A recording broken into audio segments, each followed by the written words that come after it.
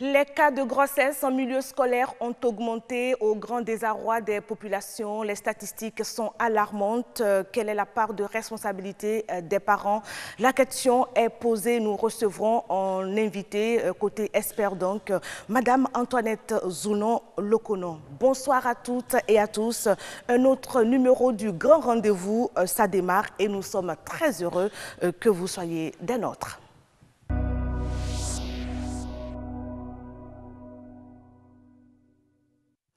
Et oui, chers amis, c'est un triste constat auquel nous assistons de plus en plus. Les établissements scolaires sont devenus des maternités à la place des cours. Ce sont donc des bébés qui font la préoccupation des apprenantes. Comment expliquer cet état de choses et à quel niveau le bas blesse?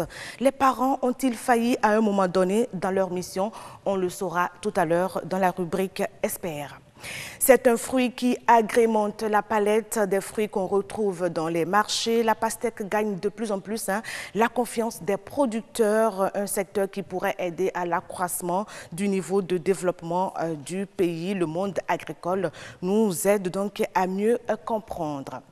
Le cancer fait peur et il y a bien des raisons d'être anxieux face à cette maladie. On en dénombre une multitude aujourd'hui. Un plan national est mis sur pied depuis peu pour soutenir les malades atteints de cancer. Qu'en est-il réellement sur le terrain? Nature et bien-être nous éclairent. Nous sommes jeudi, Horizon Culture a droit de citer aujourd'hui. On s'intéresse à la valorisation des mets du terroir. Le journal et les infos sur Internet feront également partie de ce grand rendez-vous. Comme à l'accoutumée, Nadège Sonny, bonsoir à vous. Comment se présente le 1945? Bonsoir Karamat Agbataou. Dans ce journal, on parlera de la mise en place de nouvelles réformes dans le secteur de la pâtisserie au Bénin. Une conférence s'est tenue à cet effet à la Chambre de commerce et d'industrie du Bénin. Elonia Dalmeda nous fera le compte rendu dans ce journal. Dernière journée sans téléphone, Yasmine Damata a recueilli l'avis de quelques citoyens sur l'utilisation de téléphone par les élèves. Vous aurez le point dans un instant. Pour finir, Jennifer Sativi nous parlera des activités à Squagbeto, précisément au niveau de la rue des Brodeurs. Merci, à tout à l'heure. Tout simplement, Nadège Sonny pour le développement. Donc, avant de vous retrouver, nous installons quelques panels et on commence par le monde agricole.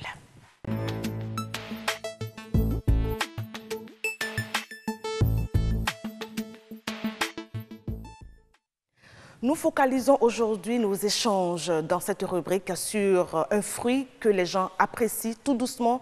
La pastèque, c'est une culture récente au Bénin, bien qu'elle soit donc d'origine africaine. Armel Dossoukago s'est intéressé au sujet. Il a fait un reportage sur la pastèque. On le suit et on revient en parler. De production récente, la pastèque est un fruit qui entre progressivement dans l'habitude alimentaire des Béninois. La pastèque, c'est un fruit qui se consomme aujourd'hui aisément à Cotonou et qui s'exporte aussi. C'est ce fruit-là que vous allez retrouver au niveau du pompéage de Ouida. Cette pastèque est une culture émergente et nous sommes déjà à pied d'œuvre. Nous sommes en train de former nos agents sur l'itinéraire technique de cette culture pour pouvoir appuyer ces producteurs.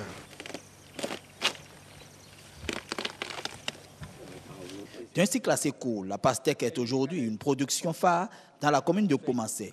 Elle paraît plus rentable que les autres produits agricoles. Nous avons deux saisons dans l'année, la grande saison et la petite. Si on essaie de programmer selon la pluviométrie, on peut faire jusqu'à 2 hectares à la main. Et puis, l'hectare peut nous donner à partir de 1 million à 1 500 000 francs. D'une rentabilité certaine, la production de la pastèque ne manque pas de difficultés. Les aléas climatiques peuvent constituer à des moments donnés un obstacle à la réussite d'une saison de production.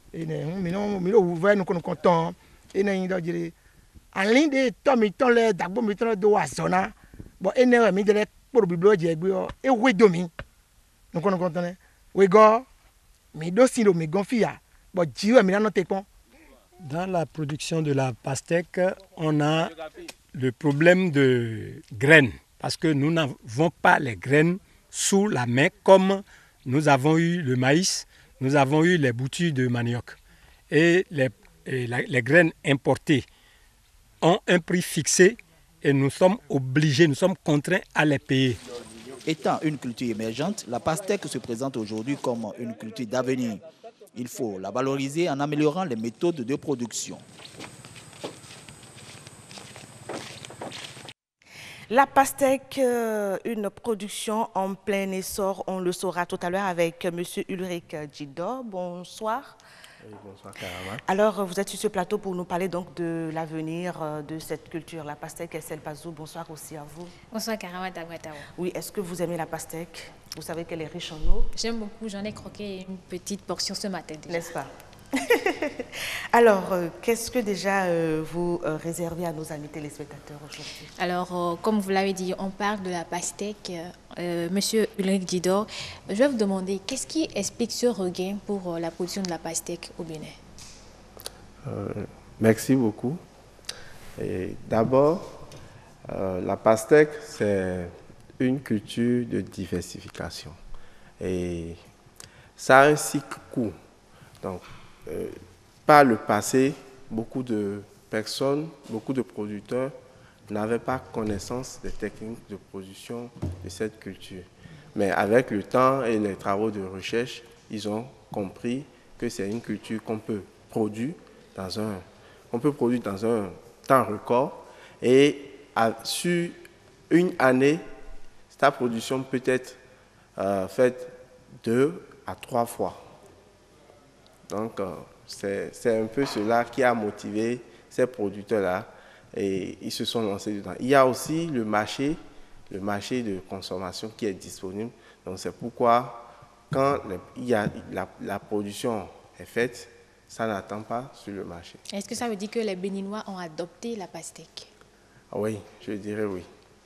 Et dans quelle zone est-ce qu'on peut retrouver la pastèque, les zones de production de la pastèque? Oui, les zones de production de la pastèque, quand je prends le nord qui est une grande zone de production, mais que beaucoup de personnes ne savent pas, nous avions la commune de Djougou, plus précisément dans les localités de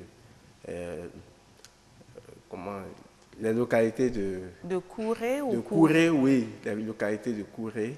Il y a aussi Matéri, il y a aussi la commune de Kérou, il y a aussi la commune de Kandi.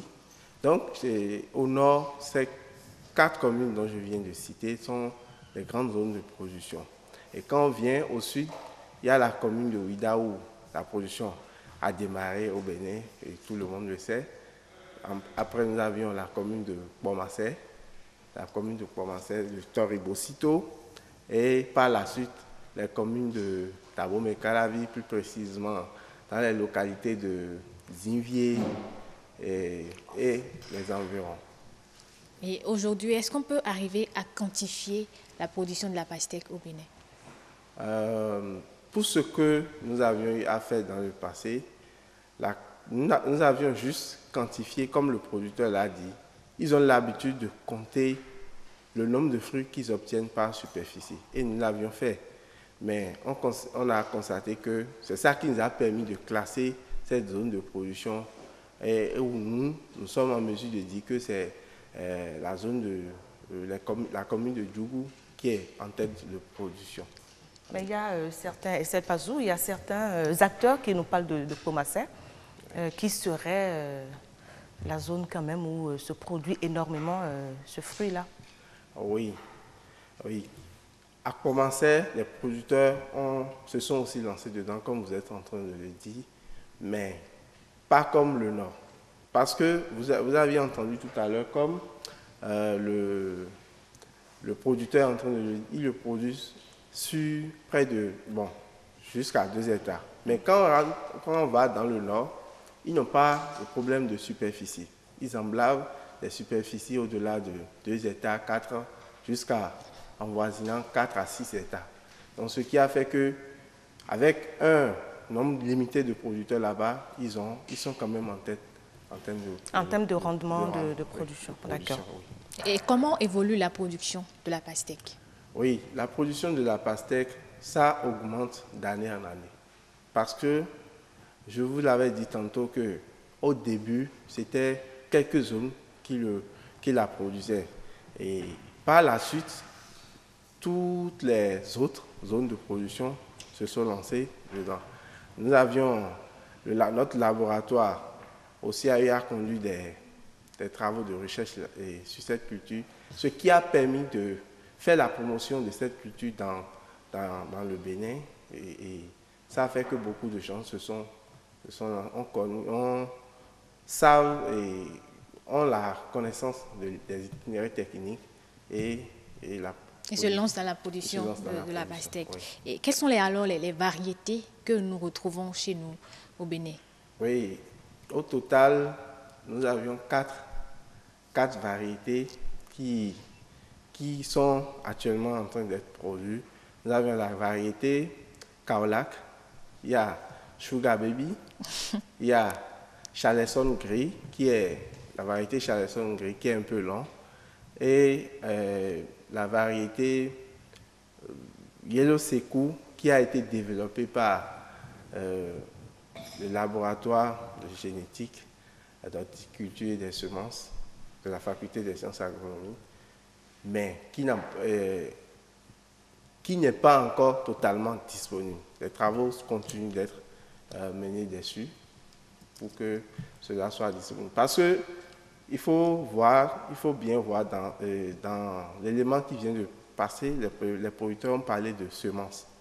Tout ce qu'on produit ici, c'est des semences importées. Donc, il faut une semence qui respecte les conditions de notre pays quand même pour booster la production. Et les variétés que vous venez de citer là, oui. Ces variétés, est-ce qu'elles ont toutes les mêmes caractéristiques?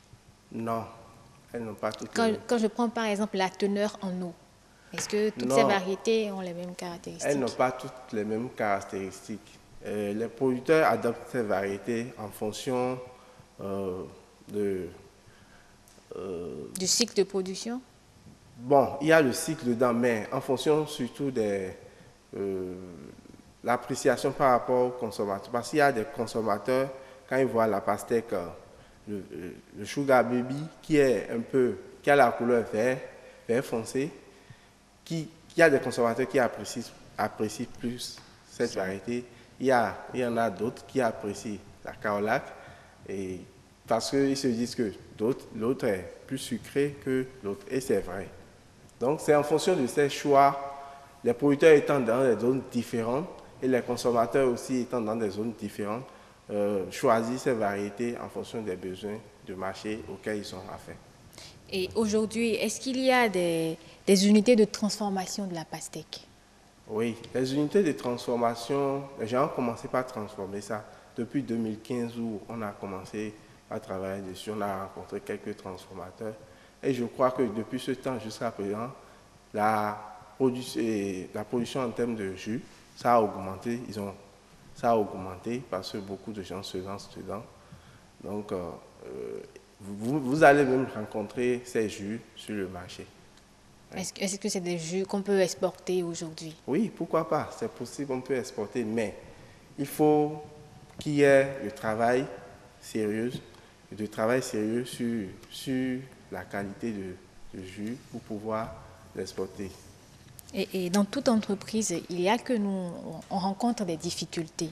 Oui. Quelles sont par exemple les difficultés à la production de la pastèque? Oui, les difficultés, j'avais dit tantôt que la production de la pastèque, c'est un peu plus facile, c'est pourquoi beaucoup de gens se lancent dedans. Mais il y a des difficultés comme les attaques liées aux ravageurs, parce que c'est un grand problème que rencontrent les producteurs aujourd'hui. C'est un grand problème. Et justement, comme vous êtes dans une unité de recherche, qu'est-ce qui se fait? Quels sont ces défis-là déjà que vous lancez pour aller donc à l'encontre de contre ces insectes-là, ces ravageurs? Oui, pour le moment, ce qu'on essaie de faire, c'est c'est de conseiller les producteurs sur comment faire quand ils sont en face de tel ou tel ravageur.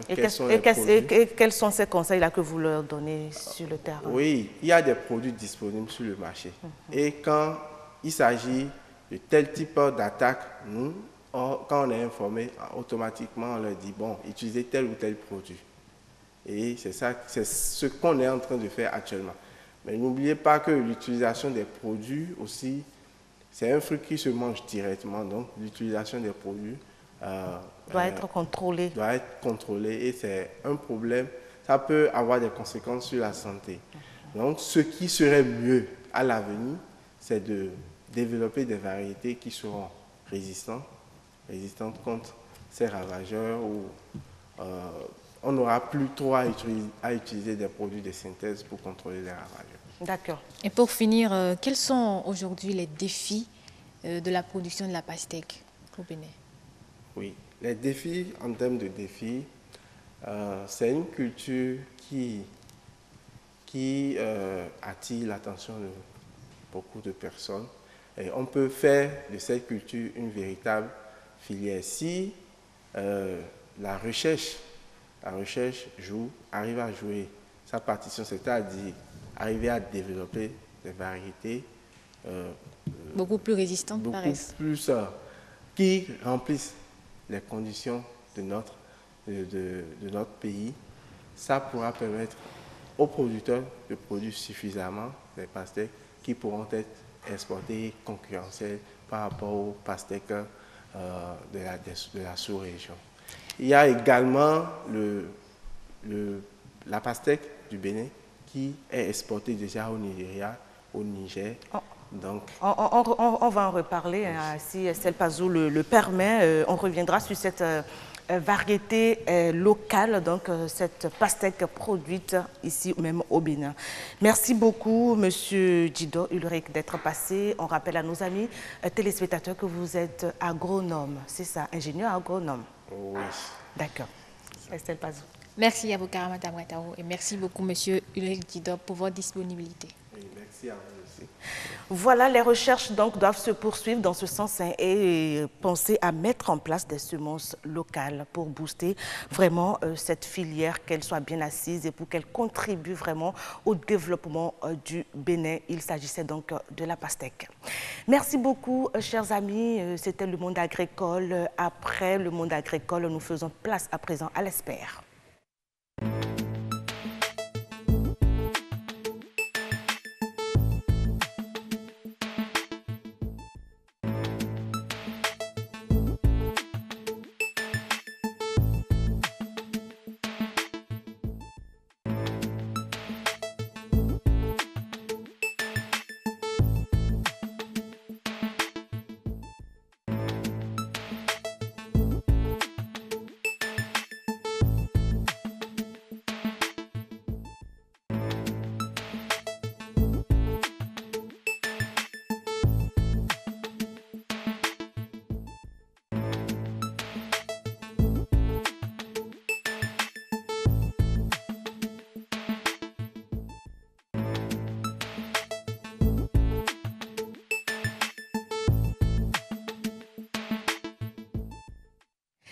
Madame Antoinette Zounon Lokonon, bonsoir. Bonsoir, madame. Oui, comment vous portez-vous? Ça va très bien. Ça va très bien, je sens vraiment que ça va. Je bénis l'Éternel. D'accord, le sourire y est, donc il n'y a pas de problème à se faire. Alors, vous étiez là depuis un certain moment et vous nous avez vu en tout cas parler de ce sujet-là pour lequel nous vous avons fait venir. Le cas de grossesse en milieu scolaire. Vous êtes, vous, fondé d'école, d'un établissement, donc ici même au Bénin. Alors, dites-nous, comment est-ce que vous appréciez, donc, quelle est votre opinion, justement, sur ces genres de situations? Sur l'émission? Non, sur les cas de grossesse que vous rencontrez certainement dans votre école. Vous n'en avez pas. Vous n'en avez pas? Non. Mais il y a des écoles qui annoncent, c'est dommage, c'est triste. Tout cela, ça dépend des parents, selon moi. On dirait que les parents ne s'occupent pas bien des enfants. Parce que le temps de se lever tous les matins tôt pour aller au service, on ne s'occupe pas des enfants, on ne demande même pas. Il doit avoir une... comment je vais dire, un temps de communication, d'échange avec les enfants. D'échange avec les enfants, discuter, prendre ta fille comme une sœur, lui parler pour dire ça c'est pas bon, s'il y a quelque chose, même si tes copines te parlent à l'école, il faut que tu essayes de me parler et tu dois être la confidente même de ta fille. Voilà. Donc vous pensez, vous, déjà, Madame Zouno Lokono, que c'est la responsabilité déjà des parents qui n'instaurent pas cette communication entre leurs enfants, précisément leurs filles et eux. Mais la base, ce sont les parents. La base, ce sont les parents. Parce que c'est ce que toi, en tant que parent, ce que tu reçois, que tu dois donner à ta fille. Donc, si tu reçois, tu dois l'éducation de base. C'est ça qui fait, même si l'enfant va dehors, on lui dit quelque chose, ta fille est obligée de revenir te voir pour dire, maman, tu sais, à l'école, on m'a dit ça, ou bien il y a ça qui se passe. Mais si tu n'as pas son temps, et que tu ne veux pas prendre ta fille comme une sœur ou bien sa confidente, c'est les choses-là qui arrivent. Il y a des parents qui disent même à leur fille, débrouillez-vous, hein. Et quand la grossesse arrive, c'est toi-même la maman qui a dit débrouille-toi à ta fille. Les enfants, quand ils quittent le cocon familial, ils se retrouvent à l'école, au contact de leurs amis et tout. Vous ne pensez pas à un moment donné aussi que cette influence de l'extérieur pourrait aussi jouer dans ce genre de situation? Oui, l'influence de l'extérieur compte aussi beaucoup. Parce qu'il y a des enfants, mais des filles, chez eux, c'est autre chose. Mais dehors, c'est surtout, vous voyez, les jeux sur le WhatsApp, les portables que nous avons là, c'est là le danger même. Les nouvelles technologies. Aujourd'hui, notre quotidien. Exactement. Ça fait que les enfants ne nous écoutent plus. Tout le monde veut aller sur le WhatsApp, tout le monde veut aller sur Facebook pour être en actualité. Est-ce à dire que les parents ne doivent plus offrir aujourd'hui de présents à leurs enfants, enfin de cadeaux, comme les téléphones et tout, pour être en contact ou pour faire des recherches? Oui et non. On y va. Pourquoi oui et pourquoi non, madame? Oui, les portables pour les enfants qui sont vraiment assidus, qui écoutent les parents, qui veulent leur avenir, on peut leur offrir des portables, des tablettes. Pour l'étude, pour faire des recherches. Mais non, parce que les 90%, c'est pour faire de n'importe quoi. Ça veut dire que les parents, à un moment donné, ont failli, comme vous le dites, là. Oui, ont failli. La grande part parce que moi, je ne peux pas donner un téléphone à un enfant de 8 ans ou bien 10 ans, lui remettre le téléphone. Non, quelle recherche il veut chercher? Et quand vous parlez de communication, il faut instaurer la communication entre son enfant et soi. De quoi est donc faite cette communication? Comment est-ce que... Parce qu'il faut aussi avoir le langage, puisque certains parents ils n'aiment pas ou par pudeur, n'arrivent pas facilement à aborder certains sujets. Enfin, quand ça a trait au sexe, ça pose un peu de problème. C'est à cause de ça, je disais tout à l'heure, c'est ce qu'on reçoit qu'on donne. Voilà.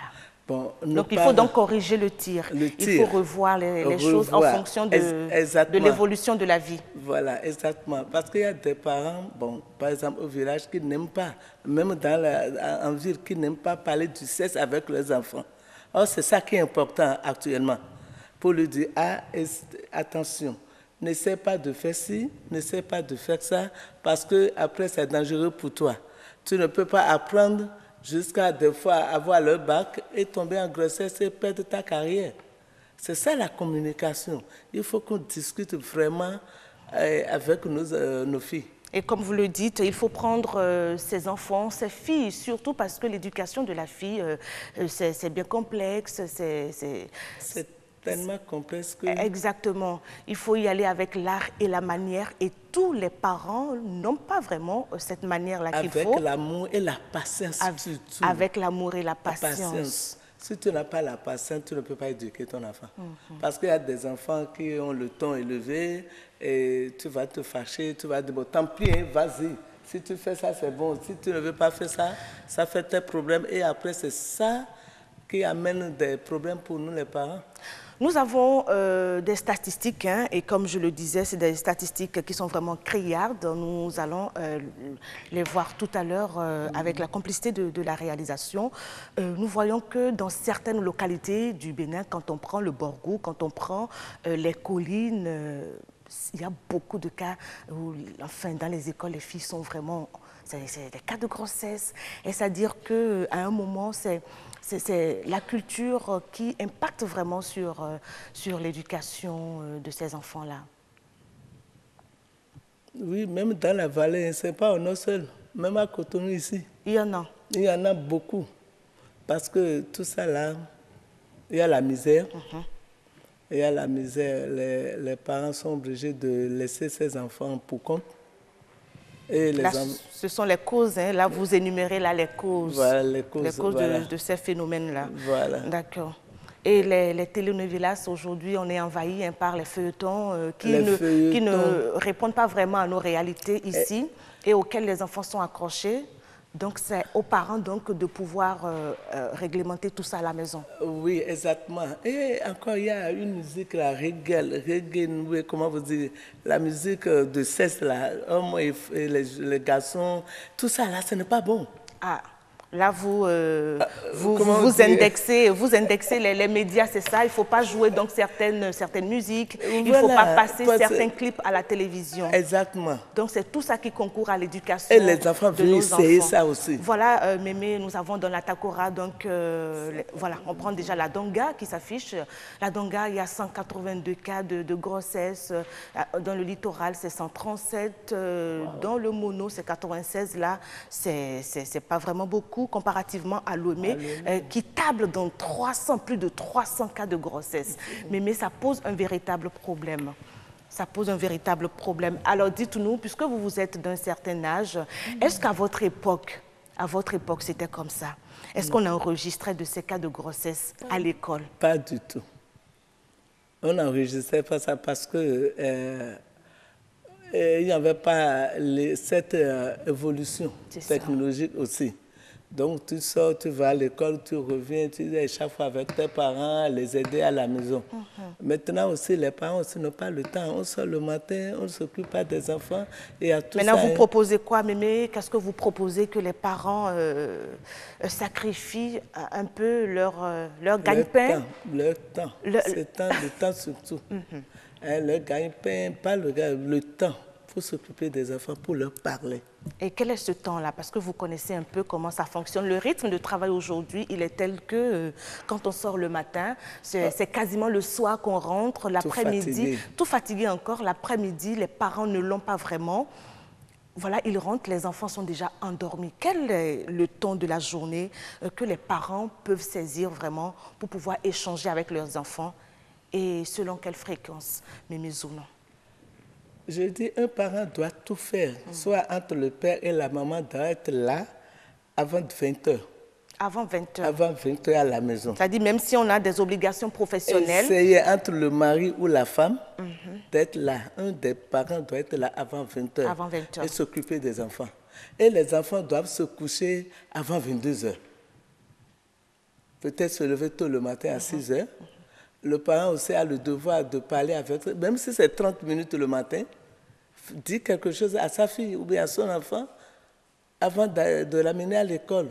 Et le week-end, c'est pour papa, maman et les enfants, pas pour aller faire des fêtes.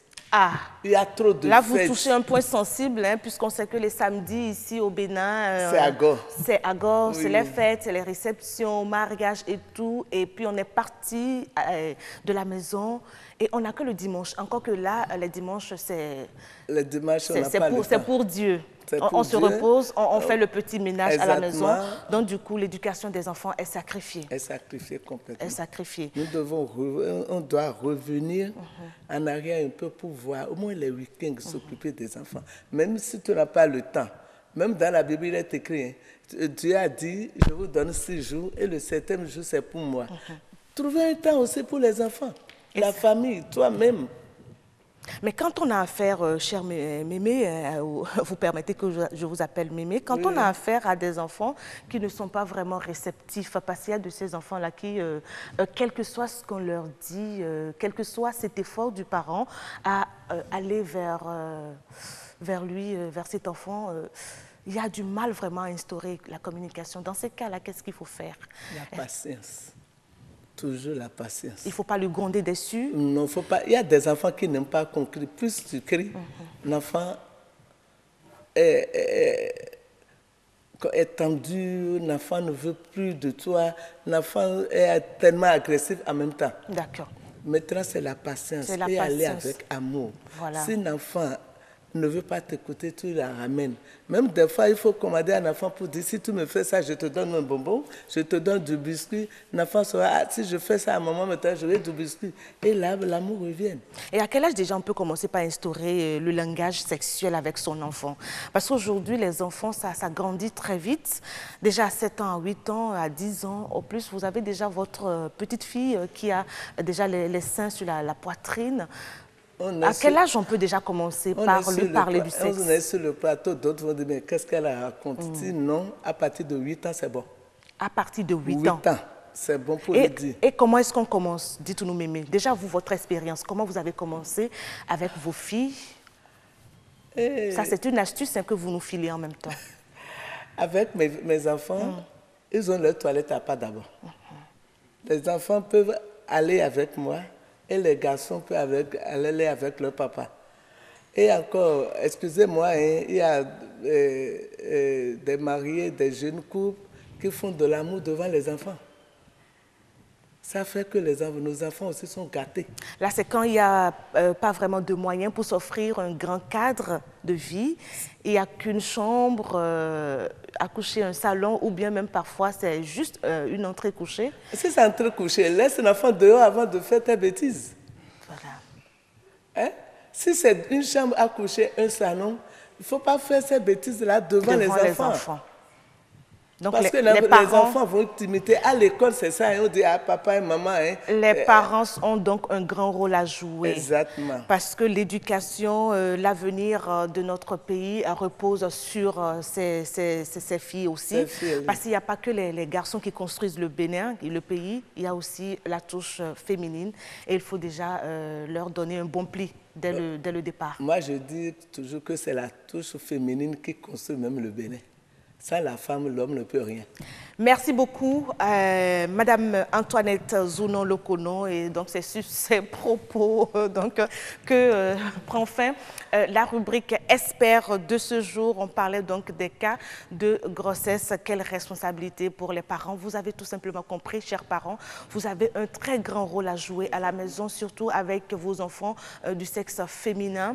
C'est très sensible, il faut, comme Mémé l'a dit, entourer ces enfants d'amour et avoir aussi de la patience, y aller tout doucement, avec tact, avec l'art et la manière qu'il faut, parce que demain, l'avenir, c'est tout simplement eux que nous voyons aujourd'hui. C'était donc l'Espère. Nous passons à présent à ActuWeb.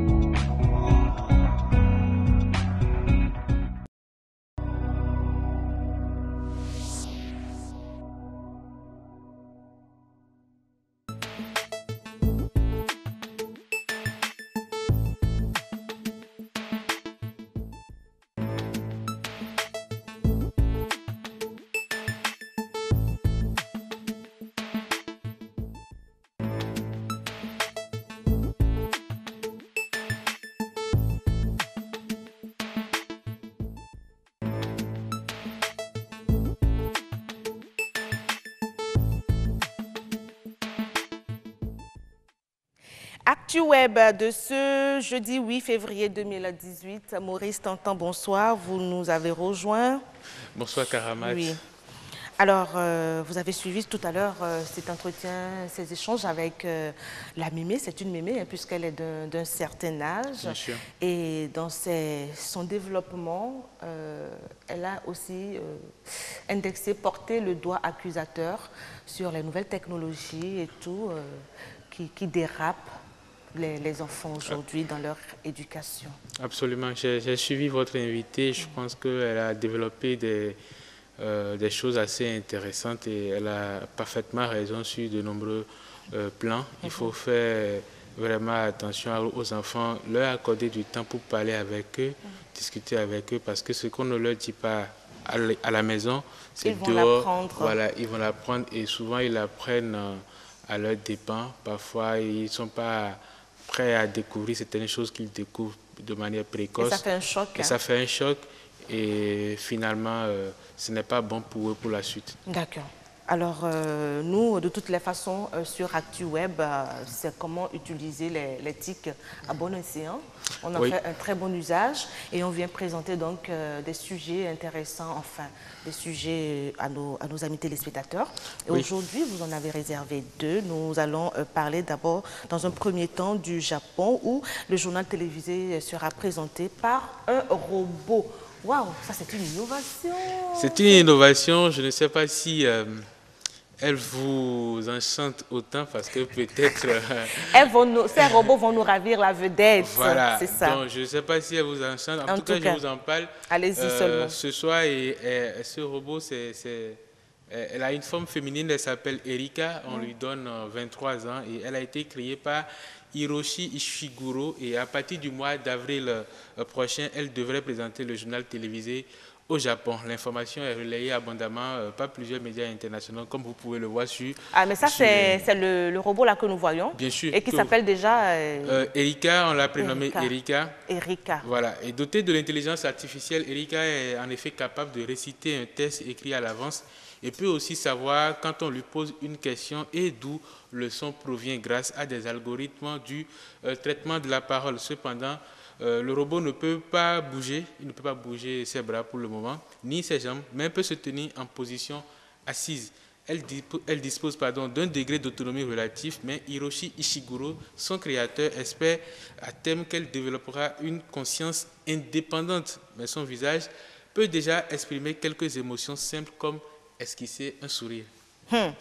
Donc on attend le mois d'avril pour voir les premières apparitions d'Erika à la télévision japonaise et on reviendra certainement vous en parler. Pour le journal télévisé. En tout cas, nous on n'a pas de peur à se faire et en fait moi personnellement ça ne me branle pas vraiment puisque je me dis avant de passer à l'écran pour une présentation, il y a déjà en amont ce petit travail de préparation, de descente sur le terrain et tout. Est-ce que Erika, ce robot là japonais, sera en mesure de toutes ces aptitudes-là? On ne sait pas. Je ne sais pas, on ne sait pas encore. Pour le moment, elle peut déjà venir présenter un test, comme on l'a dit, préparé, écrit à l'avance, donc réciter un test. Donc on a toujours une grande longueur d'avance sur Erika. On a une longueur d'avance, on peut se rassurer. Donc pas de peur à se faire, chers confrères et consoeurs. Alors Neymar qui gagnerait près de 500 000 € pour chaque publication sponsorisée sur les réseaux sociaux. Oui, j'ai tenu à parler de ce sujet-là au moment où chez nous, les réseaux sociaux servent plutôt à partager, à propager la dépravation des mœurs. J'ai tenu donc à parler de ce sujet pour montrer que d'autres les utilisent pour gagner de l'argent et beaucoup d'argent même. C'est ce que l'on apprend ce matin dans le Figaro qui nous explique que l'international brésilien du Paris Saint-Germain gagne plus de 450 000 € pour chaque publication sponsorisée qu'il fait sur ses pages sur les réseaux sociaux. Il faut dire que l'attaquant du Paris Saint-Germain est très populaire sur les médias en ligne car il compte 88,8 millions d'abonnés sur Instagram, 60 millions de followers sur Facebook et 37,6 millions sur Twitter. Donc il intéresse particulièrement les publicitaires qui acceptent de payer cher pour qu'ils postent leur contenu sur la toile. 459 000 € pour chaque publication, ça fait beaucoup d'argent, comme vous pouvez le voir à Karamat. Et donc, je pense qu'on a mieux à faire que de s'inspirer de ces genres d'utilisation des réseaux sociaux que d'en faire autre chose. Merci beaucoup. Ça, c'est un avis. Vous êtes jeune, attention à l'utilisation que vous faites donc, de ces téléphones-là qui, à la base, enfin, devraient nous aider à aller de l'avant, à faire de grands pas. Bien sûr. Donc, il ne faudrait pas faire des pas en arrière. Absolument. Je suis tout à fait d'accord avec vous. Merci beaucoup, Maurice. Tonton, si c'est fini, pour aujourd'hui, je crois que voilà, on referme l'ordinateur. Ça veut dire tout le monde descend à côté ActuWeb. Alors, nous allons donc sans plus tarder retrouver la rédaction de BB24 pour le journal. Si tout va bien, ça s'affaire déjà de l'autre côté avec Nadège Sani pour le 1945.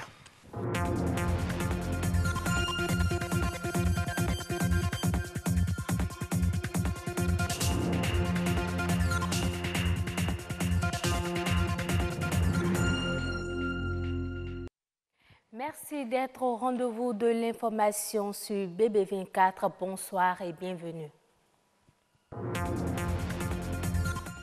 L'Association nationale des propriétaires et exploitants de boulangeries et pâtisseries du Bénin face aux hommes des médias ce mercredi.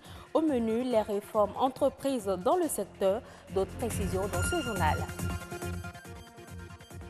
Troisième et dernière journée sans portable. Dans cette édition, les appréciations de quelques personnes ressources sur l'utilisation des portables par les apprenants. La rue des brodeurs rassemble une panoplie de spécialistes en broderie et d'autres stylistes. Comment se déroulent les activités dans ce quartier dédié à la couture? On en parle dans un instant.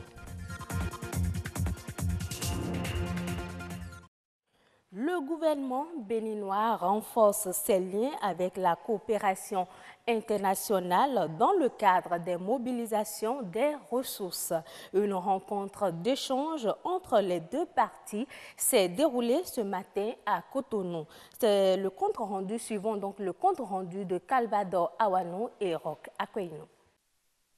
Une première rencontre entre les partenaires techniques et financiers et le gouvernement béninois dans un cadre formel de mobilisation des ressources au profit du programme d'action du gouvernement.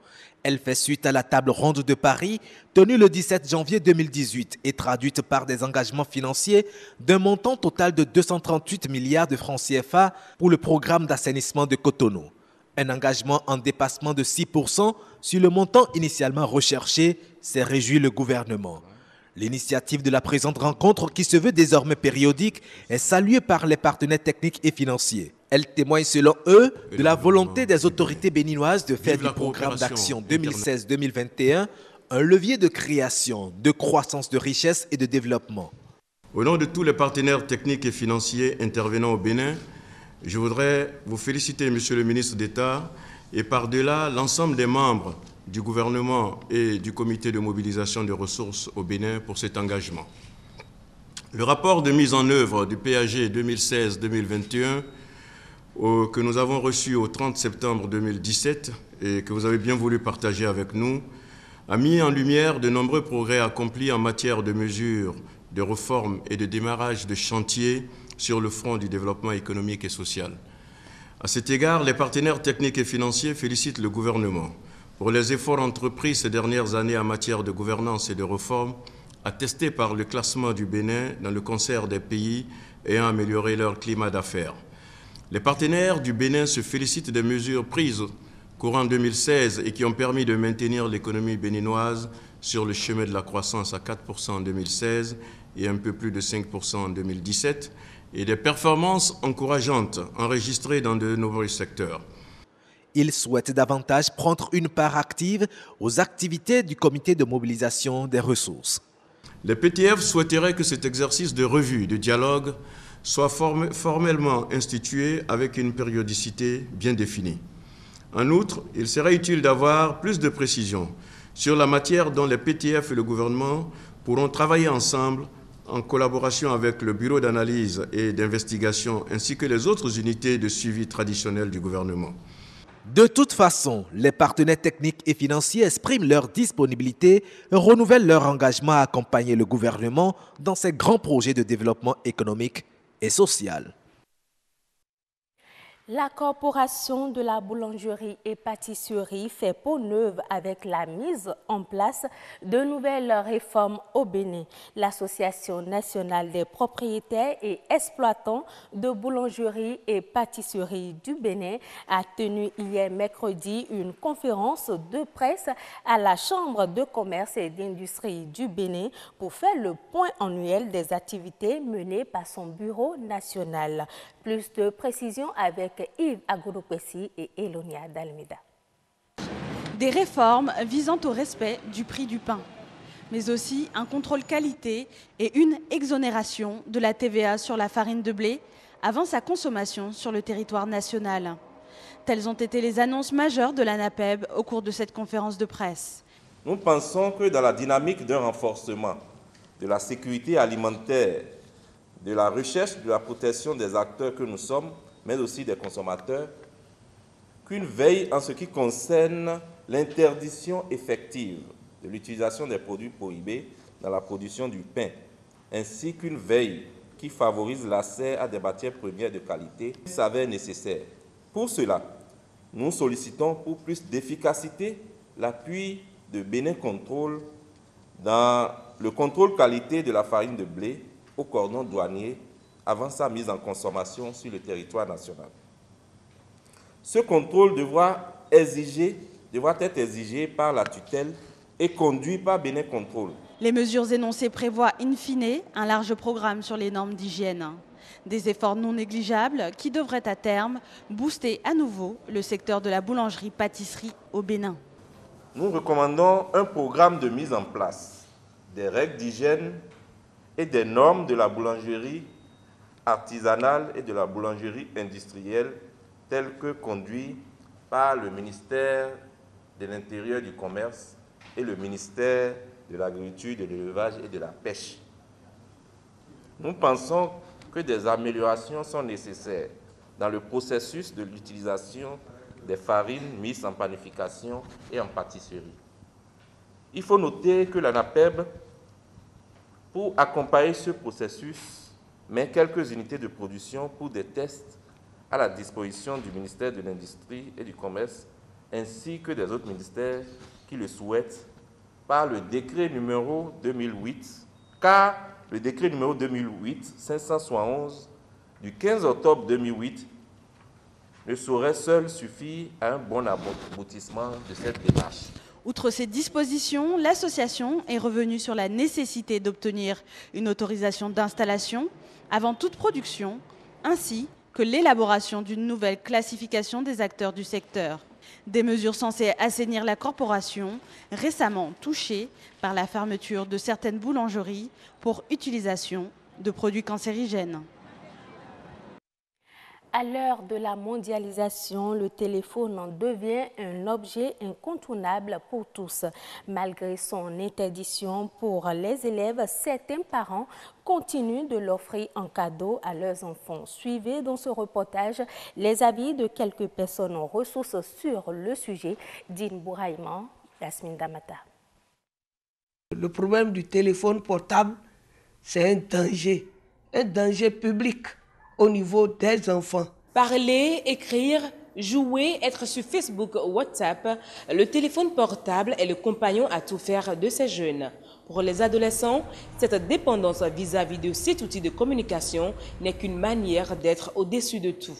C'est les parents qui achètent des tablettes, des Android, des téléphones sophistiqués à leurs enfants. On voit des enfants de bas âge qui déjà s'accrochent au téléphone et ne veulent même plus apprendre leurs leçons. C'est pourquoi, en tant qu'enseignante encore, je me pose la question, où va le monde? L'utilisation de ces écrans et de ces téléphones, la nuit tardive, à partir d'un jeune étudiant ou élève qui en abuse, il peut avoir des difficultés à mémoriser et des difficultés à apprendre. Donc, c'est un piège je le dis, c'est un couteau à double tranchant. Ça peut nous servir, mais l'utilisation abusive n'est pas très bien pour la jeunesse.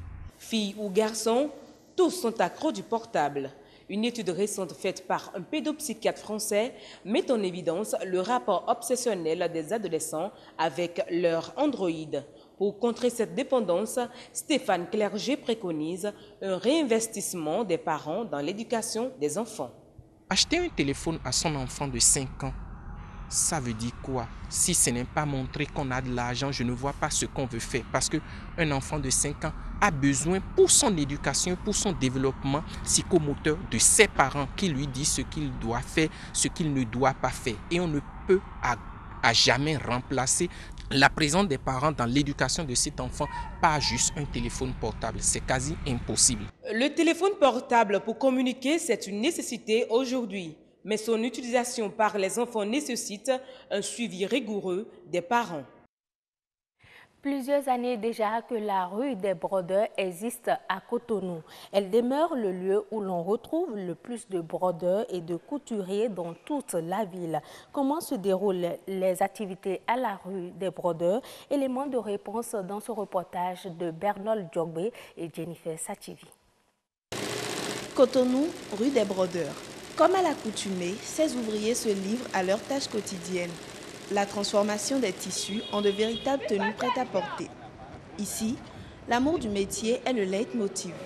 Nous, on a été passionnés de ce métier, c'est pourquoi on a intégré à l'intérêt d'elle. Et bien vrai que bon, ça s'est bien démarré et ça donnait effectivement. On fait ça par amour, puisque c'est un métier d'harmonie. Moi, j'ai été formé en Côte d'Ivoire, précisément. J'ai eu mon diplôme depuis 2004. Avec mon patron, on a 8 ans déjà ensemble. Nous faisons la broderie, hommes, femmes, enfants. Les couturiers et brodeurs de cette rue ont du cœur à l'ouvrage. Ils ont réussi à se faire une grande renommée. Ils reçoivent alors des commandes aussi bien des Béninois que des étrangers. Je suis venu commander le tissu, couture bazin, oui, et avec les broderies. C'est ça que j'aime. Je pense qu'ils travaillent très bien et moi, personnellement, je préfère travailler, remettre mes tenues, mes pagnes à des Sénégalais plutôt. Parce que côté broderie, ils sont plutôt plus forts. On a des clients aussi, qui quittent au Cameroun, Congo, bon, partout. Et pourtant, dans la rue des Brodeurs, l'offre est supérieure à la demande. La mévente s'installe, ces couturiers se plaignent beaucoup. Aujourd'hui, une personne qui sort de la maison, qui vient pour travailler, qui peut faire un mois sans coudre même un seul habit pour dire qu'il va vendre, c'est pas facile. Souvent, il y a des arriérés qui montent sur nous. Bon, on essaie de faire. Et maintenant, ici, là, il n'y a plus rien, il n'y a plus de clients. On est là, on doit regarder tous les machines, il n'y a même pas un seul brodeur. On trouve seulement que ce qu'on va manger. Le patron, il ne gagne que 500 000 francs. S'il paye les fils collants, payer le tailleur qui va couper, enlever l'argent des bazins, l'argent des fils, payer celui qui va faire la broderie, tu vas voir quel bénéfice là. Par mois, bénéfice que le patron peut gagner. Je peux dire, je peux gagner au moins 100 000. Les brodeurs souhaitent plus d'affluence et une révision à la baisse de leurs impôts afin de mieux s'en sortir. Accident mortel ce mercredi au niveau du passage supérieur de Ruiho. Bilan, un mort. Simon Vignon et Marcel Betoro se sont rendus sur les lieux. Regardez les images qu'ils ont ramenées. Attention aux âmes sensibles. Encore une victime d'accident de la circulation. Ce jeune motocycliste est mort sur place après une chute violente. Le monsieur allait à vive allure. Bon, subitement, il s'est cubuté là. Et lorsqu'on le regardait, bon, il sautait bon, avec les balises là. Donc, ça n'a pas été facile. Il a tout fait pour se sauver, mais c'est pas ça. Donc, il y avait aussi un titan qui passait. Et puis, le fait de se sauver, tout et comme ça là, bon, il n'a pas pu s'en sortir. Et en même temps, le titan aussi l'a renversé. L'individu, il a quitté vers Vedoko, il allait seul hein, avec sa moto-scooter. Et pas surprise, moi j'ai vu l'individu par terre. Et il était seul, hein, personne ne l'a pas couru, il était seul, il est tombé vers les fossés et la tête là est vraiment cassée. Si c'est qu'il avait porté le casque, cela n'aurait pas passé comme ça. Selon le responsable du commissariat du service des accidents et constats de Cotonou, ce cas d'accident n'est que la énième preuve de l'excès de vitesse des conducteurs d'engins à 2 roues. Cet énième cas d'accident pose fondamentalement 3 problèmes. D'abord, le problème de l'excès de vitesse en agglomération. Vous savez, l'heure à laquelle l'accident s'est produit, l'endroit, les circonstances prouvent que si le camion était à une allure adaptée, le pire pouvait être évité. Ensuite, on ne le dira jamais assez, le motocycliste qui a trouvé la mort à l'issue de cet accident avait son casque entre ses cuisses. Troisième problème fondamental qu'il use de souligner, c'est la séparation des motocyclistes et les véhicules à 4 et plus de roues. Les autorités en charge de la sécurité routière ne doivent pas se lasser de sensibiliser les usagers sur le port de casque et le code de la route. Ce sera tout pour le 19h45 ce soir. Merci et à bientôt.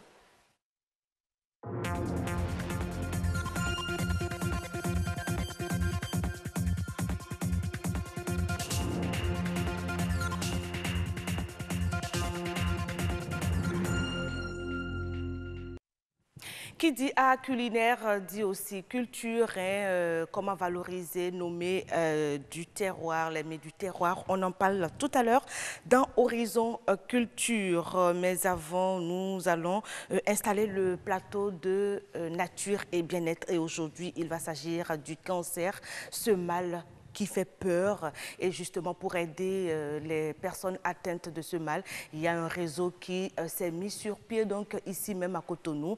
De quoi donc est fait ce creuset-là? Quelles ont été ses réelles actions sur le terrain? On le saura tout à l'heure, mais avant, je vous permets de regarder ceci.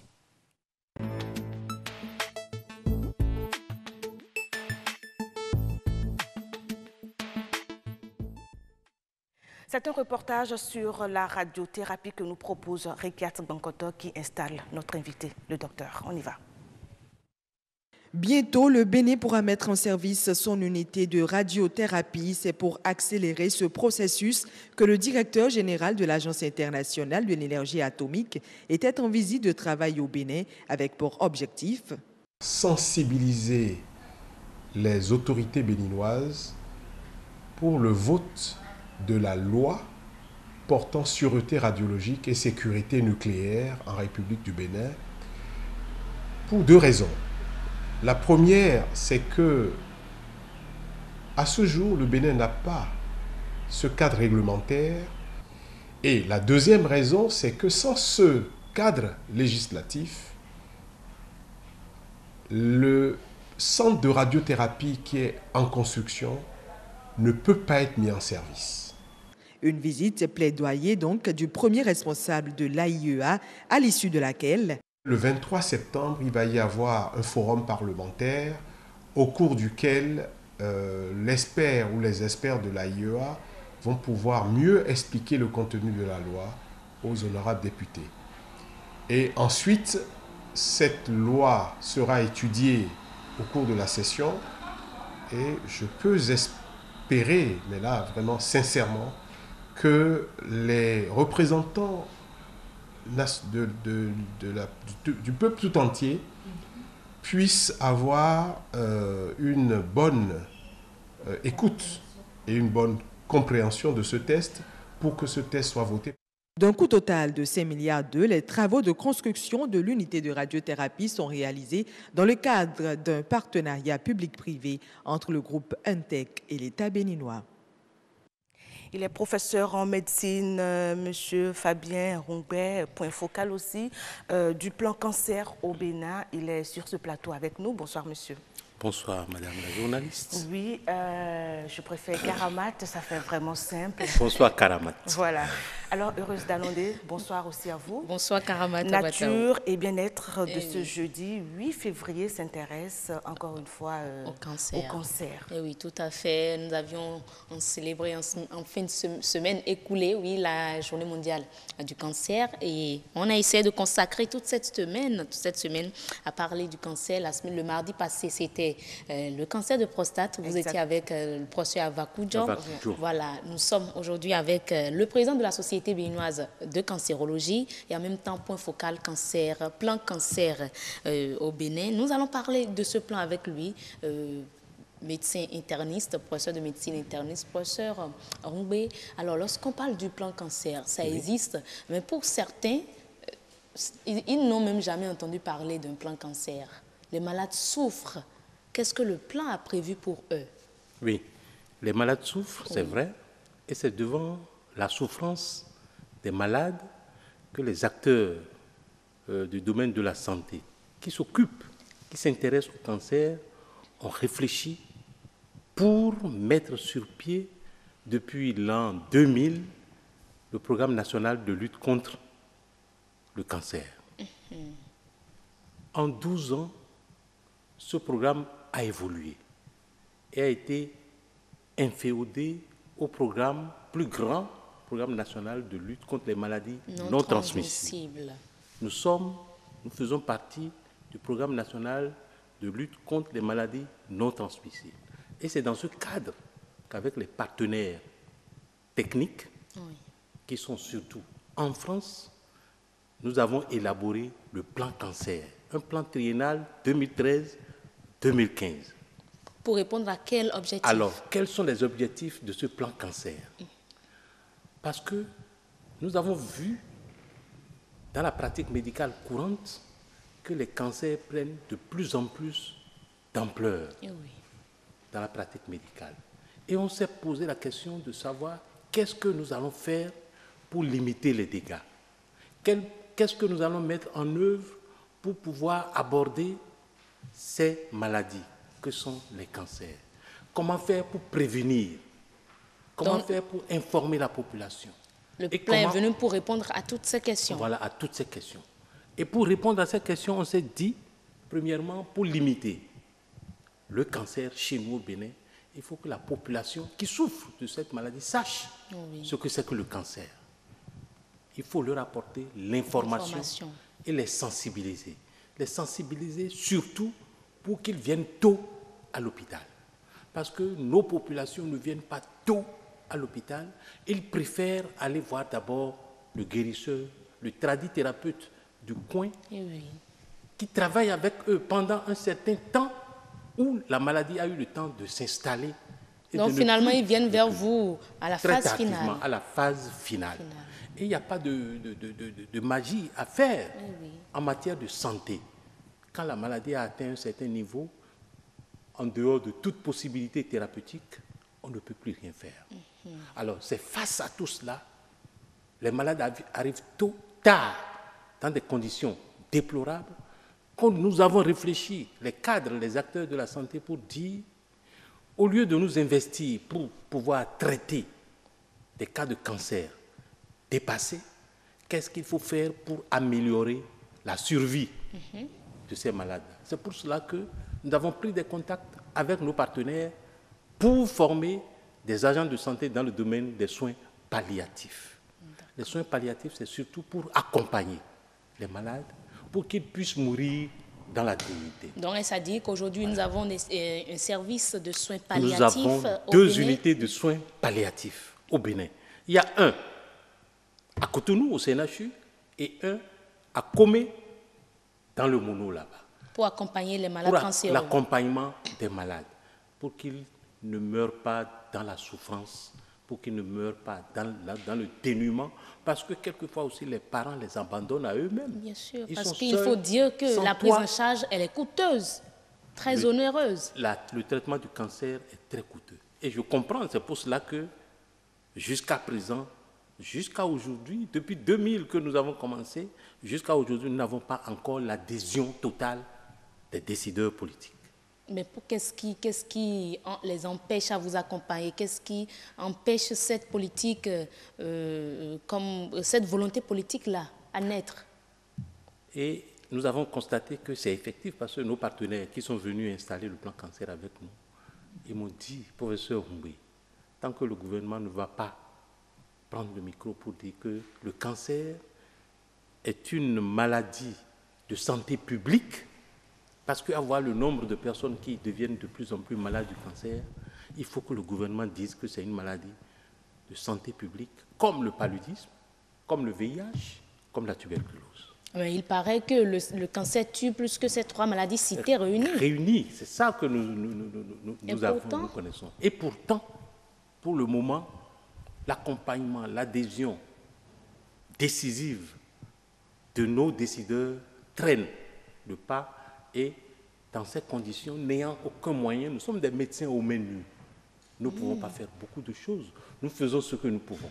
Mais si aujourd'hui nous arrivons à parler d'un centre de radiothérapie, on a eu le reportage de Ricard Bankoto à cet effet, oui. Ça a été annoncé et tout, mais qu'est-ce qu'on peut dire de ce centre de radiothérapie aujourd'hui? Le centre de radiothérapie, j'ai été avec... Parce que c'est également pour traiter les cancers. C'est pour traiter, c'est un élément essentiel du traitement du radiothérapie. Cancer. La radiothérapie, la chirurgie, la chimiothérapie, c'est des éléments importants pour traiter. Vous ne pouvez pas prendre un cancer en charge si vous n'avez pas une radiothérapie. Et les acteurs de la santé ont réfléchi, ont élaboré un programme d'installation de radiothérapie chez nous. L'AIEA, l'Agence internationale de l'énergie atomique, a validé le programme et on a commencé les travaux. Mais avec les différents gouvernements qui se sont succédés, nous sommes arrivés aujourd'hui au point zéro. Donc ça n'a pas évolué. Dans cette radiothérapie, ça n'a pas évolué du tout. Donc jusqu'à aujourd'hui, le Bénin ne dispose pas d'un centre de radiothérapie. De centre de radiothérapie. Et que faites-vous alors pour les malades? Pour les malades, nous sommes obligés de les évacuer. Et pour ceux qui n'ont pas de moyens, comment ça se fait finalement? Pour ceux qui n'ont pas de moyens. Ils sont accompagnés dans leur mort, n'est-ce pas? C'est malheureux. Ils ne sont pas accompagnés dans leur mort. Nous sommes médecins. Nous ne pouvons pas voir des malades en train de souffrir et dire qu'on ne fera absolument rien. C'est pour cela, je vous dis, nous avons envoyé près de 12 agents de santé en Ouganda, à Kampala, pour les soins palliatifs. Ils sont partis parce que X et Y ont déboursé de l'argent pour cette formation-là. Le ministère de la Santé nous a dit, non, nous on n'a pas de l'argent, on n'a pas programmé ça, on ne peut pas. Les 12 qui sont partis n'ont pas été du tout supportés par notre État béninois. C'est des négociations que nous avons faites. On est obligé de faire la coubette devant nos collègues pour que nos collègues étrangers, les partenaires, pour que les nôtres aillent faire cette formation. Non, mais finalement, voilà. Ça dit que le plan cancer n'a pas de financement, vous n'avez pas d'argent, voilà. Vous ne fonctionnez pas. Nous avons élaboré le plan cancer et le ministre Koupaki, il était Premier ministre en ce temps. Quand on a été le voir, il nous a dit, professeur Fabien, ça me coûte combien le plan cancer? Ça coûte combien? Travail qu'on n'avait pas fait au moment où on mettait le plan cancer en place. Donc il fallait encore retourner sur nos pas pour réunir tous ceux-là qui ont participé à l'élaboration de ce plan cancer et budgétiser point par point le plan cancer. Ça faisait 136 milliards. Waouh! Oui, mais 136 milliards, ce n'est pas pour 1 an, ce n'est pas pour 2 ans, ce n'est pas pour 3 ans. Ça s'étend sur la durée, sur un certain nombre d'années. Sur combien d'années? À peu près, non. On ne peut pas, quand on commence aujourd'hui un plan cancer, on ne peut pas tout avoir en même temps. On peut dire, cette année, nous allons faire le service d'oncologie médicale, c'est-à-dire le service qui traite médicalement le cancer. L'année suivante, on peut dire, bon, on va faire le bloc de chirurgie des cancers. Et puis après, nous allons installer maintenant la radiothérapie. Et à côté de tout ça, il y a le service Connect, la radio, le service de radiologie, d'imagerie médicale. Il y a l'ANAPAT, c'est-à-dire le docteur qui signe le diagnostic de cancer. Tout ça, c'est des éléments à mettre en place. Et en même temps, il faut mettre en place le registre du cancer. Ça existe déjà, Nous avons un registre du cancer. Et comment? Ça n'a pas été facile.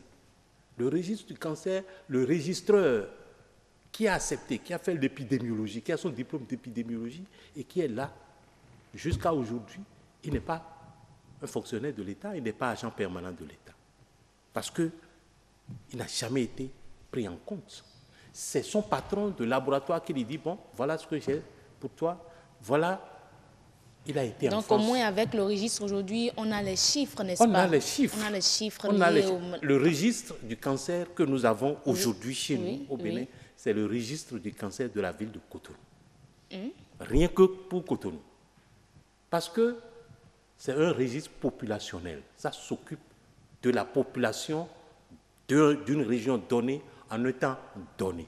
Nous ne pouvons pas embrasser tout le Bénin. Professeur, ça coûte excessivement cher. Professeur, est-ce que vous pouvez affirmer sans embâche ici que le plan national contre le cancer est vraiment là pour secourir les populations? Elle est là pour secourir les populations. C'est ça que nous avons dans notre pensée.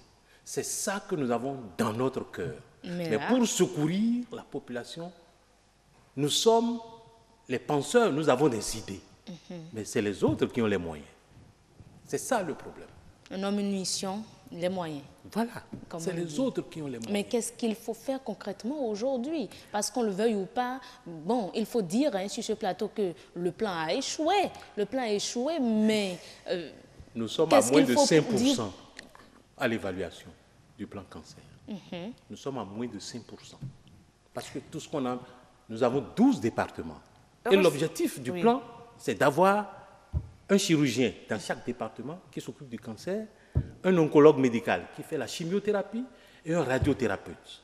À côté de ça, je vous ai parlé des services connectés, il faut un anapathe. Il faut quelqu'un pour dire ça, c'est un cancer, avant qu'on le coupe. Professeur, nous allons approfondir les échanges sur d'autres plateaux. J'espère que oui, c'est vrai. Oui, parce que le sujet, il est très intéressant et comme vous le dites, c'est une question de santé publique. Tout le monde est donc concerné, aussi bien ces personnes atteintes de cancer, quelle que soit la nature du mal, et bien même les parents qui sont appelés à accompagner les malades. Merci beaucoup d'être venu, professeur Fabien Hungbe. C'est ça, vous êtes point focal.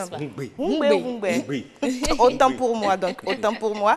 Point focal plan cancer au Bénin. Vous êtes professeur de médecine interne. Oui, tout à fait. Heureuse d'annoncer. Merci. Et le président de la Société béninoise de cancérologie, le temps n'a pas suffi pour qu'on aborde la raison pour laquelle ça a existé ou ça a été créé, mais bon, on aura le temps d'en parler. On en parle après, si vous permettez. Aujourd'hui, on va s'arrêter là et permettre à nos amis téléspectateurs donc de suivre le cours normal de cette émission. On retient juste que les médecins sont vraiment dévoués, ils sont prêts à secourir les malades, ils n'attendent que l'accompagnement, tout simplement.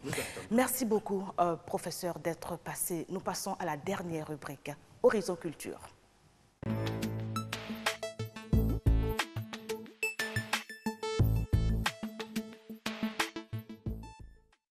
Nous sommes jeudi, vendredi et le week-end, il est déjà là. Nous allons déjà faire un tour à la cuisine. Nous allons enfiler notre tablier et scruter un peu ce que nous avons sur le territoire comme mets culinaires. En tout cas, nous en avons beaucoup de recettes à partager avec vous. En tout cas, aujourd'hui, nous parlerons de la valorisation justement de ces mets. Horizon Culture, avant d'installer notre invité, je vais vous permettre de regarder ce reportage de Yasmine Damata. Je mange parce que, bon, on m'a dit que ça donne du lait à l'enfant, surtout quand on est une mère allaitante. Autrefois consommé discrètement à la maison, ce repas est devenu aujourd'hui très prisé dans plusieurs maquis et restaurants, à Cotonou comme dans d'autres villes du Bénin. Le wokoli, en langue fon, désigne la pâte de maïs réchauffée au lendemain de sa cuisson. La pâte, quand on mange, se transforme en maltose puis en glucose pour nous donner de l'énergie et nourrir notre cerveau. Donc que cette pâte soit recyclée ou du jour, ça nous apporte de l'énergie. 100 francs, 200 francs ou même 500 francs, le prix d'un morceau de wokoli varie d'un coin à un autre. Malgré la variation de coût, les fans de ce repas le consomment toujours autant. Dans tout nommé, la pâte d'hier, communément appelée wokoli, ça coule beaucoup plus que tout le reste. Quand les clients sont là, on leur dit que le plat est à partir de 2500. Ils préfèrent toujours manger parce que ça leur rappelle leur enfance. On sent qu'on mange quelque chose de bon et ce que nos aïeux ont déjà fait, manger et ils se trouvent en bonne santé. C'est pour cela que moi j'aime manger la pâte d'hier. La pâte Wokoli est un mets que moi j'affectionne parce qu'il paraît que si on la mange, on est en bonne santé, on ne grossit pas. Par contre, la pâte du jour fait grossir. Selon l'opinion générale, le Wokoli serait bénéfique pour la santé compte tenu de ses valeurs nutritives. Mais certains nutritionnistes restent prudents quant à sa consommation régulière. Le patient diabétique doit savoir que la pâte recyclée a un index glycémique plus élevé que la pâte du jour. Et la pâte recyclée va donc augmenter plus rapidement sa glycémie que la pâte du jour. Pour ce fait, il peut bien manger les deux types de pâtes, pâte du jour, pâte recyclée, mais il doit faire attention à la quantité de pâte recyclée qu'il consomme. Autrement dit, s'il veut consommer la pâte de maïs recyclé, il doit consommer cette pâte de maïs recyclé en une moindre quantité que la pâte préparée le jour même. Entre saveur et bourse, le Wokoli est un mets qui s'impose aux côtés de la pâte du jour dans le quotidien des Béninois. Il est tout de même conseillé de le consommer avec modération d'après les experts en nutrition afin de garder une alimentation équilibrée.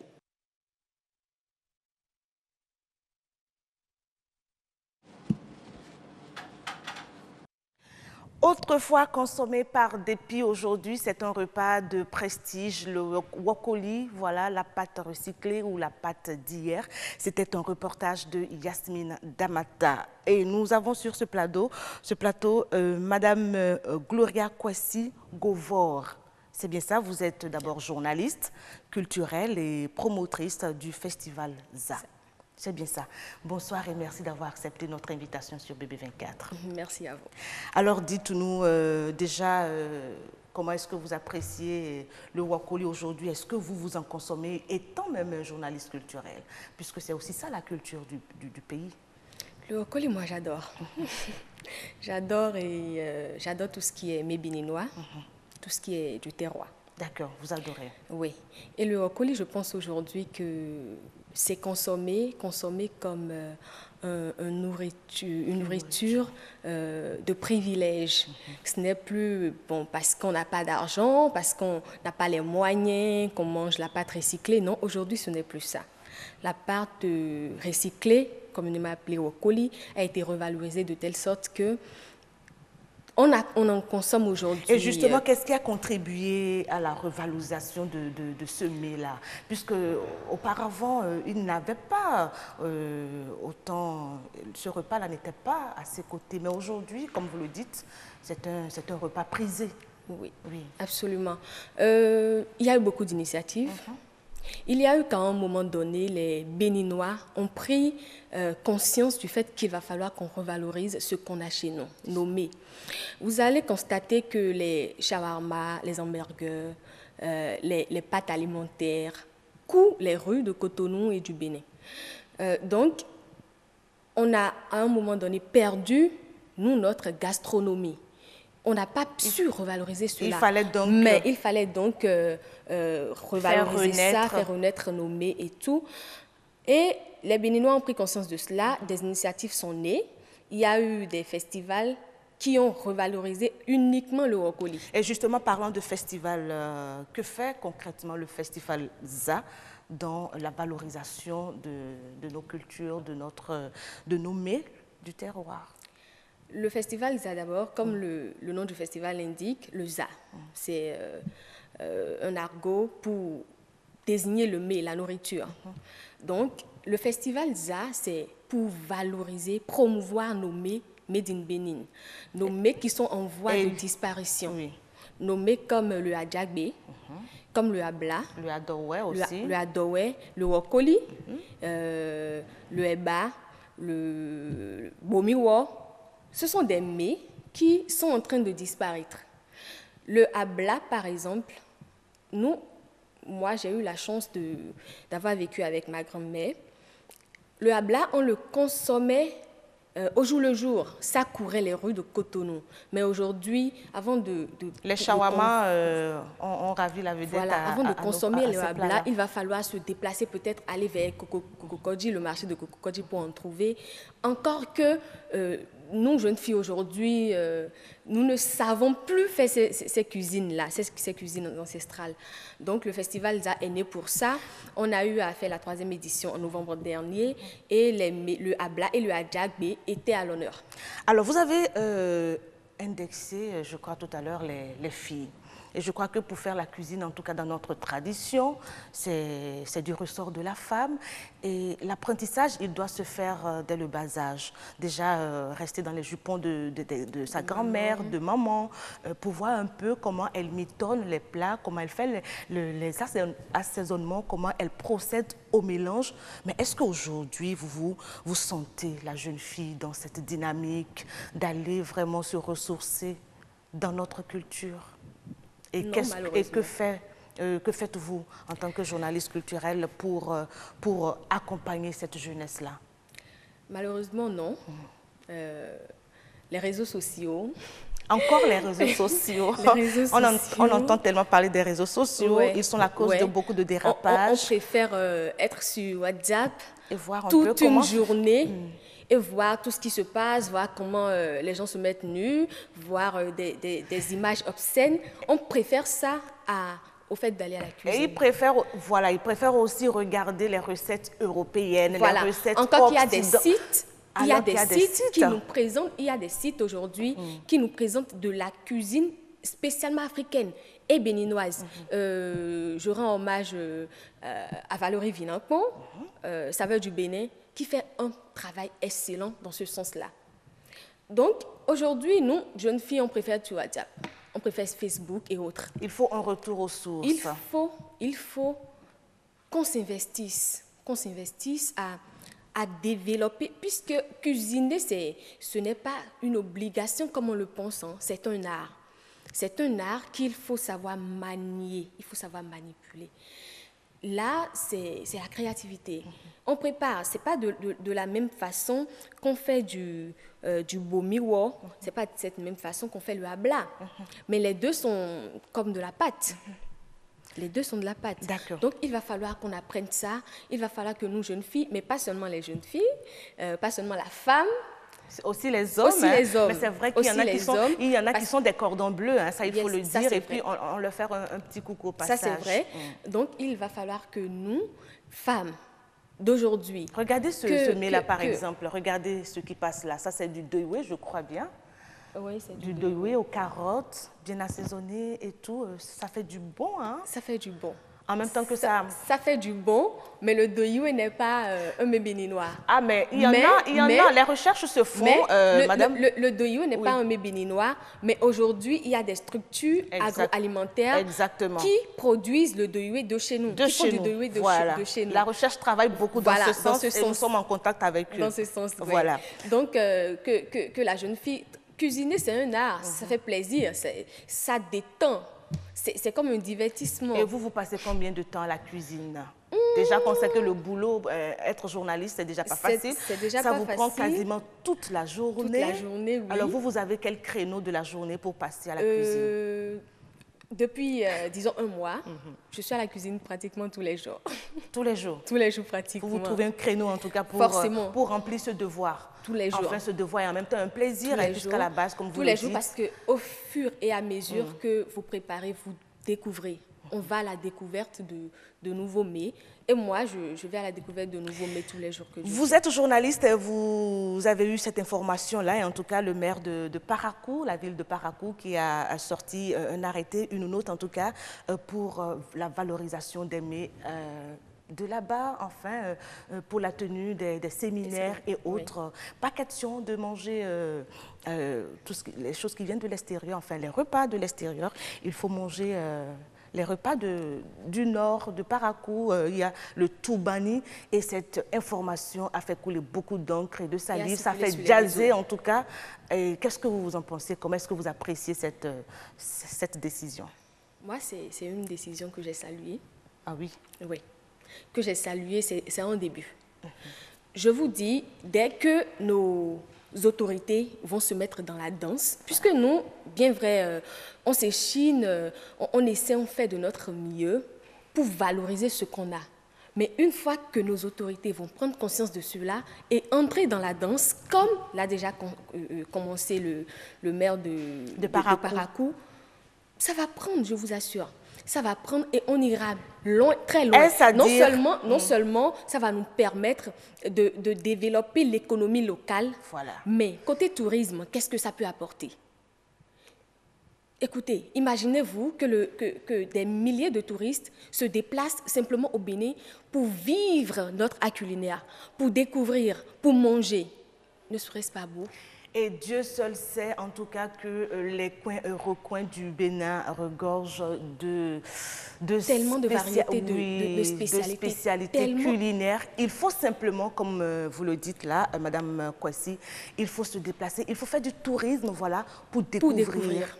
Il faut faire du tourisme pour découvrir. Parce si c'est la richesse en matière de cuisine, le Bénin en dispose. Ah oui, ça c'est clair. Ah oui.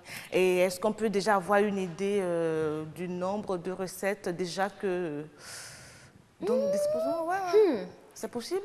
Non et oui. Non et oui.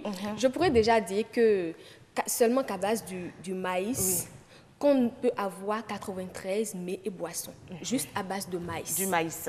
Donc, imaginez-vous un peu si on prend le haricot.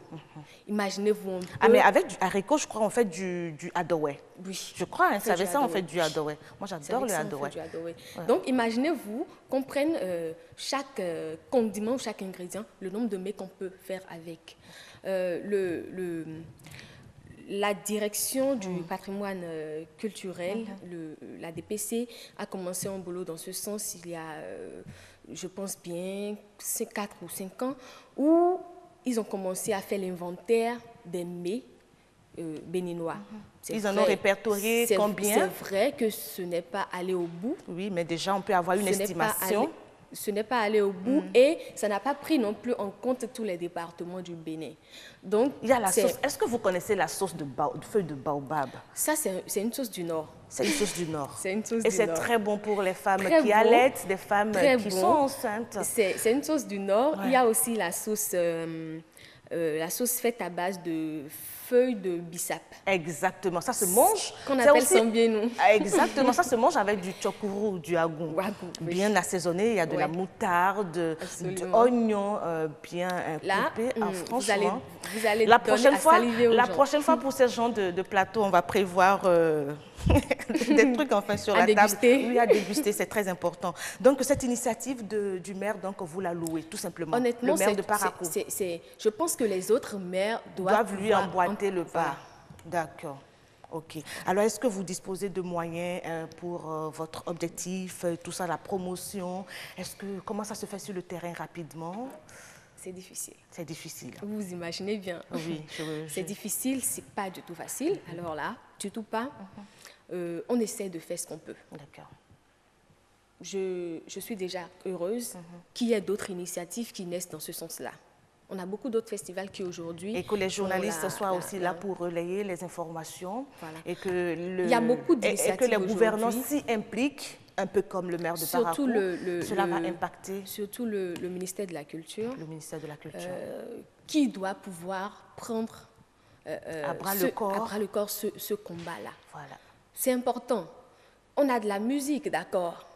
On a et encore que pour faire de la musique, les arts de la scène, d'accord. Faut... Mais les artistes, il faut bien qu'ils mangent. Il faut bien qu'ils mangent. Donc, l'art culinaire est au cœur de tout ce qu'il y a comme activité dans le secteur culturel.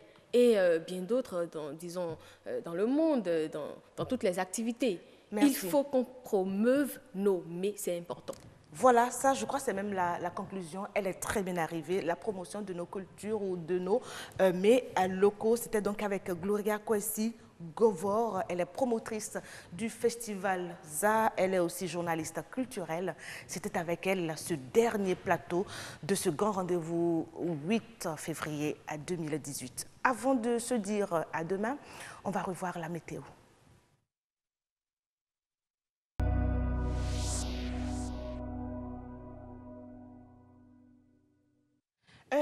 moment de télévision bien nourri d'informations. Ils sont passés par ici. À l'instant, c'était Gloria Kwesi-Govor avec elle. Nous avons parlé de la valorisation des mets locaux. Nous avons reçu également ce soir sur ce plateau le professeur de médecine Fabien Hongbe. Voilà, il est le point focal plan cancer au Bénin. Était ici aussi, c'est une mémé, je l'appelle mémé puisqu'elle est d'un certain âge.